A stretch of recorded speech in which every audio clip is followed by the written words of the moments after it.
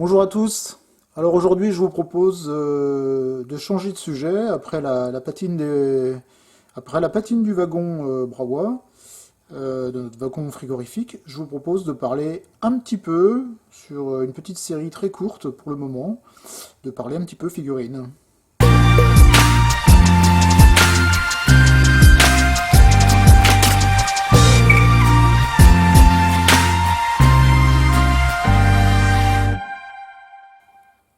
Alors aux figurines et plus précisément à des figurines en impression résine, en impression 3D de la marque Modulu. Alors, au sortir du sachet, voilà ce que l'on trouve. Donc, une figurine de très belle facture avec ses supports d'impression.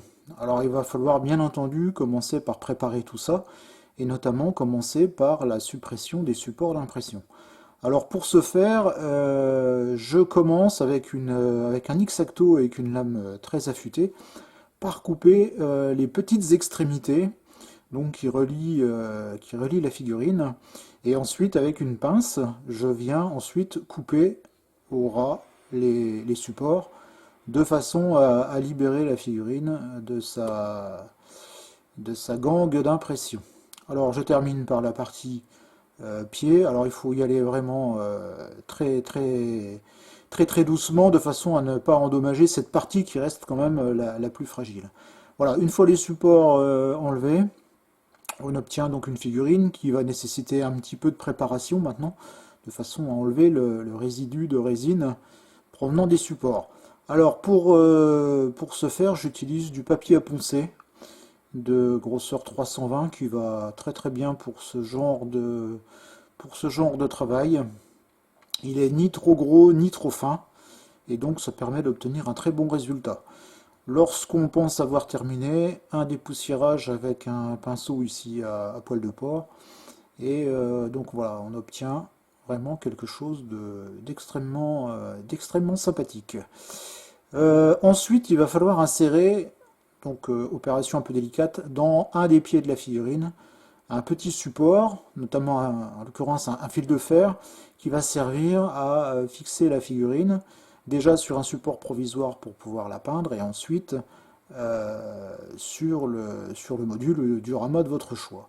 Donc une fois que j'ai percé le talon avec un foret 0,4, je coupe une petite section de fil métallique de diamètre 0,35 et j'utilise pour fixer le tout de la colle Cyano Black, en l'occurrence ici de chez AK Interactive. Alors, je vais déjà commencer par vérifier que mon petit morceau de fil s'insère bien dans la figurine. Donc je fais déjà un essai à blanc avant de passer au collage définitif. Voilà, donc ici, pas de problème, ça passe bien. Je mets un peu de colle sur l'extrémité du fil et je l'introduis dans son logement. Et donc j'y vais un peu à force en m'aidant d'une pince Bruxelles. Voilà, une fois que tout est en place, je vérifie que le fil, qui reste quand même flexible, hein, donc je vérifie quand même que le fil soit bien parallèle à la jambe. Et puis donc je vais enlever le surplus de colle avec un pinceau que je dédie d'ailleurs à ce travail, trempé dans de l'acétone. Voilà, donc j'enlève le petit bourrelet très délicatement. Et puis si j'en ai mis un peu sur la figurine, j'en profite aussi pour enlever donc le surplus de façon à avoir une surface la plus plane possible. Ça évitera que notre figurine soit en lévitation sur le diorama ou le module. Voilà, donc ici j'en ai préparé 3 que j'ai repositionné sur un petit morceau de carton mousse. Donc elles sont pratiquement prêtes, il y a encore un petit travail effectué. J'en avais 4 au départ, donc la quatrième la voici. Je l'ai traitée à part parce qu'il a fallu que je lui regreffe un visage que j'ai prélevé sur une figurine Preiser, parce qu'elle avait en plein milieu du visage un support d'impression et en l'enlevant, j'ai endommagé le nez, enfin le pauvre ne ressemblait plus à grand chose. Donc j'étais obligé de faire un petit peu d'opération de chirurgie esthétique. Je vais fixer ensuite mes figurines sur des supports de façon à ne pas avoir à les toucher pour les opérations de peinture et de préparation avec de l'après. Donc je coupe un morceau de scotch de masquage qui va me servir à fixer donc la figurine sur des supports en bois. Donc ici, en l'occurrence, ce sont des pics à cocktail que je trouve assez pratiques. Donc on peut en acheter facilement dans le commerce à des prix encore assez dérisoires. Mais ce genre de petits accessoires rend bien service. Alors je positionne mon scotch de masquage, je positionne ma figurine, et donc avec le scotch, je vais enserrer le support préalablement mis en place de façon à ce que ma figurine soit manipulable sans que j'ai à la toucher. Donc voilà qui est fait. Donc maintenant, alors ça bouge un petit peu. D'ailleurs, vous verrez après, j'y mettrai je mettrai une pince sur chaque support de façon à éviter que la figurine ne bouge trop. Voilà, donc les figurines sont prêtes. Donc elles sont toutes les quatre dans le même style de finition. Là, je vous en montre que trois parce que je travaillais encore sur la quatrième. Lorsque cette opération, donc voilà, ici vous voyez les pinces dont je vous parlais juste avant, qui évitent à la figurine de tourner. Donc ici je passe au dégraissage avec toujours de l'acétone. Alors l'acétone là est un peu teinté en gris parce que je m'en sers généralement, comme on le verra après, je m'en sers pour diluer mon mastic Tamiya, donc forcément il est un peu pollué.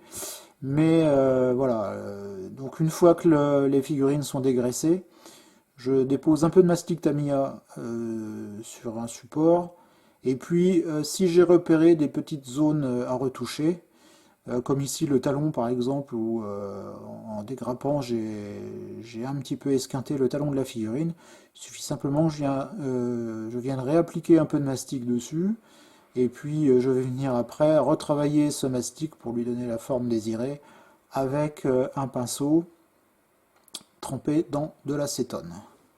Donc voilà, ici j'ai déposé une boulette de mastic et je viens parfaire mon travail avec mon pinceau trempé dans l'acétone puisque le mastic Tamiya se dilue très très bien à l'acétone.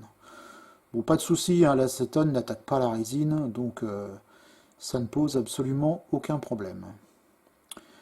Ensuite, une fois qu'on a éventuellement repris certaines petites zones, je vais carrément enduire toutes les figurines avec du mastic dilué dans l'acétone. Voilà, comme je commence ici, comme je fais ici, tout simplement parce que ça va me permettre d'avoir une meilleure visibilité une fois que le mastic sera sec, et je verrai si éventuellement j'ai oublié quelques petites zones, j'ai oublié un support d'impression, enfin voilà, si j'ai quelque chose qui cloche, ce sera à ce stade que je vais pouvoir m'en rendre compte et rectifier le tir. Donc le mastic est quand même bien dilué, hein, alors vous ne créerez pas de surépaisseur avec cette technique, il n'y a absolument aucun problème. De plus, le mastic, une fois sec, sert également je dirais, de couche d'après ou de couche d'accroche pour les opérations de peinture qui vont venir, et notamment la couche de base qu'on va appliquer en dernier. Voilà, donc comme à chaque fois, je commence par le haut de la figurine et je termine par les jambes, les pieds. Donc vous voyez, ça va relativement vite, ce sont des figurines qui sont en HO, hein, donc j'ai plutôt l'habitude de travailler sur des figurines un peu plus grandes, mais travailler aussi sur ce type d'échelle, c'est aussi quelque chose d'assez amusant. Et c'est vrai que le travail s'en trouve quand même assez réduit. Voilà, donc il faut quand même travailler assez vite pour cela, parce que l'acétone étant assez volatile, ça sèche quand même assez vite. Et donc ici, le résultat, une fois sec, on a vraiment une meilleure lisibilité des formes et des reliefs. Lorsque le mastic est sec, je nettoie ou je passe un petit coup de stylo fibre.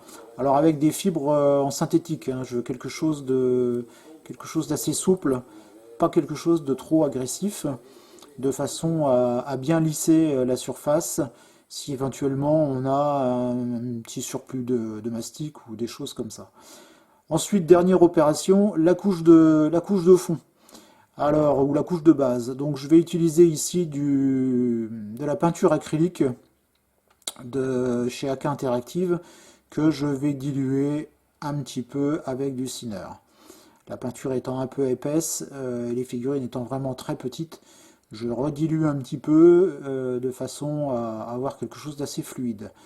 Alors évidemment, l'important c'est de bien mélanger le thinner et la peinture, et puis eh bien, on démarre par la tête, et toujours en allant vers les pieds, vers le bas. On évite de peindre un peu en bas, un peu en haut. Je trouve il faut conserver une certaine logique dans l'application des peintures ou de la couche de base comme ici. Donc je commence toujours par le haut en allant vers le bas. Pourquoi une teinte couleur sable? Eh bien tout simplement parce que ça va nous servir de couche de base pour la peinture du visage et éventuellement des mains pour les figurines qui en ont. On a vu qu'ici il y avait beaucoup de figurines avec les mains dans les poches. Et de plus, c'est une teinte assez neutre qui servira également de base pour l'application des couleurs. Donc ici, mes pinces qui empêchent la figurine de tourner, vous voyez leur avantage aussi, c'est que ça permet de poser le support sans que la figurine ne touche le plan de travail.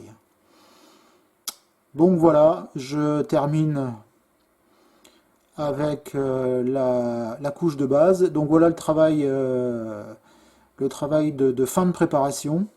Les figurines là sont prêtes à recevoir les couleurs. Donc ça c'est ce qu'on verra dans la prochaine vidéo. Nous utiliserons des peintures à l'huile puisque je pense que ce sont les peintures que tout le monde, qui sont accessibles à tout le monde et qui sont très faciles d'emploi à partir du moment où on connaît un petit peu de technique. Voilà, je vous dis à très bientôt pour la seconde vidéo sur la peinture des figurines.